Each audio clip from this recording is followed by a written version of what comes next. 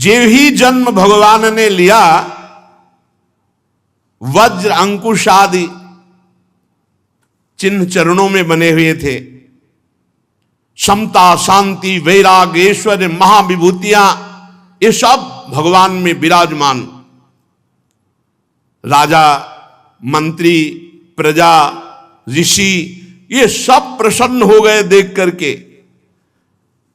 ऐसा तेज, ऐसा ऐश्वर्य, यश, पराक्रम, प्रबलता कि ऋषियों ने नाम रखा ऋषभ। ऋषभ माने श्रेष्ठ, जिसे कोई परास्त न कर सके, ऋषभ। भगवान का नाम हुआ ऋषभ देव। नाभिनंदन के रूप में भगवान ऋषभ देव जी प्रकट हुए, साक्षात श्री हरि। अभी ये कुछ ही समय के थे कि इंद्र ने वर्षा बंद कर दी। तो उन्होंने पिताजी से कहा, आप चिंता मत कीजिए, और अपनी योग माया से इस भारतवर्ष का नाम पहले अजनाब वर्ष था, अजनाब वर्ष,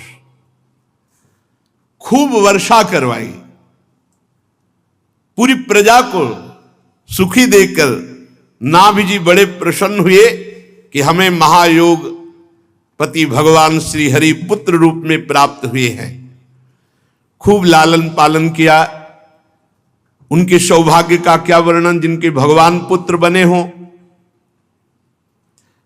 जब और थोड़ा सयाने हुए भगवान ऋषभ देव जी, तो देखा संपूर्ण प्रजा स्वाभाविक भगवान ऋषभ देव जी से प्रेम करती है।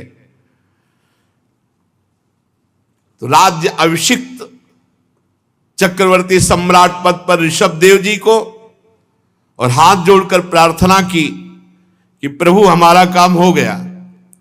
और अपनी पत्नी मेरु देवी को लेकर बद्रिका आश्रम गए, और वहां ये पहले समाधि में थे, अब फिर समाधि में। यही देखो, शास्त्र देखो, पहले भगवत चिंतन परायण, फिर माया में, गृहस्थी धर्म में, फिर भगवत चिंतन परायण। पत्नी सहित बद्रिका आश्रम, वहां जाकर के भगवत समाधि में स्थित हो गए और अपने शरीर का त्याग कर दिया। भगवान श्री हरि के रूप में नर नारायण की आराधना करते हुए उन्हीं के स्वरूप में लीन हो गए।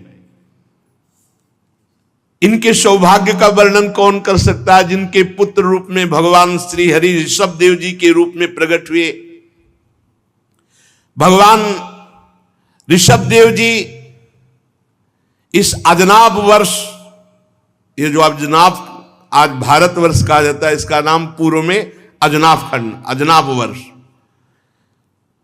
गुरु वरण किया, गुरुकुल का सेवन किया, फिर गुरुदेव से शिक्षा प्राप्त करके गुरु दक्षिणा दी। ये पूर्व में विधान था गुरु दक्षिणा देने का।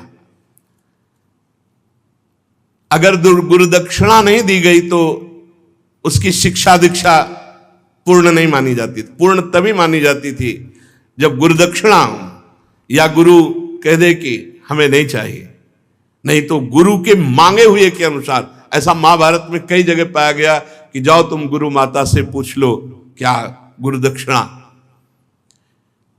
गुरुदेव को यथोचित गुरु दक्षिणा देकर गृहस्थाश्रम में प्रवेश करने की आज्ञा ली।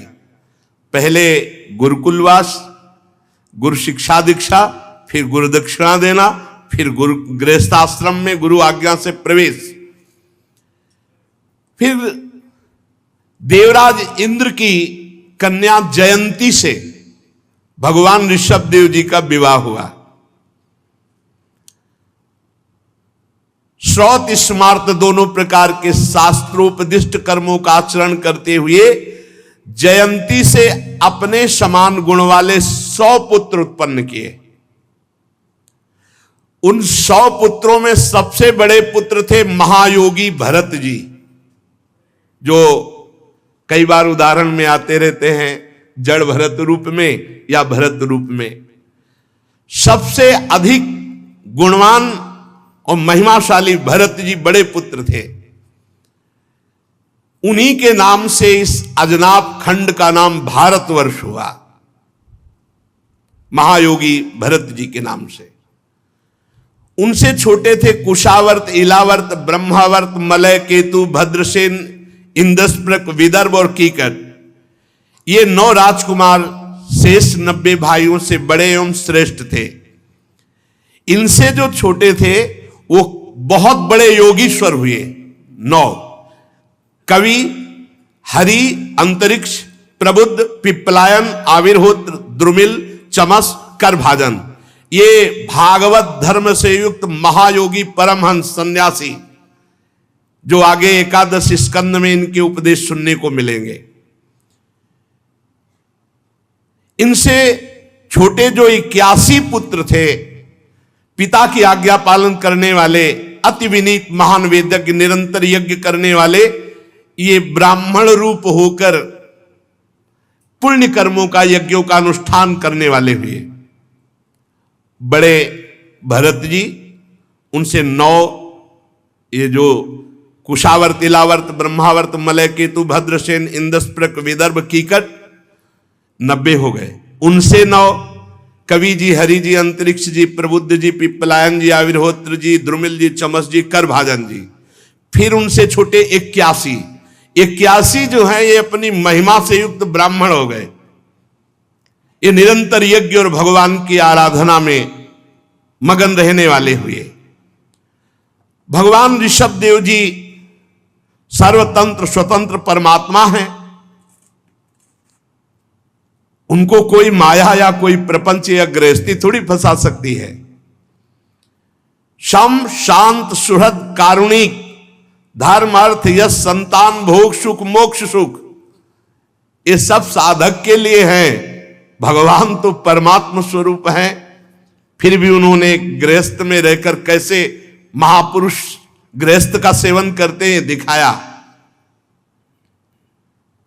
भगवान सब कुछ जानते हुए भी जो ब्रह्म ऋषि जन उनकी आज्ञा के अनुसार चलते हैं, जैसी वो विधान बताते हैं वैसे ही भगवान करते ऋषभ देव जी।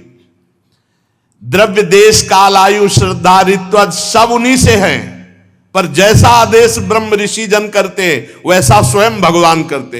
ये आचरण है। वैसे भी रामावतार, कृष्णावतार सब में देखो भगवान गुरुजनों के चरणों का आश्रय लेते, उनकी आज्ञा के अनुसार चलते हैं।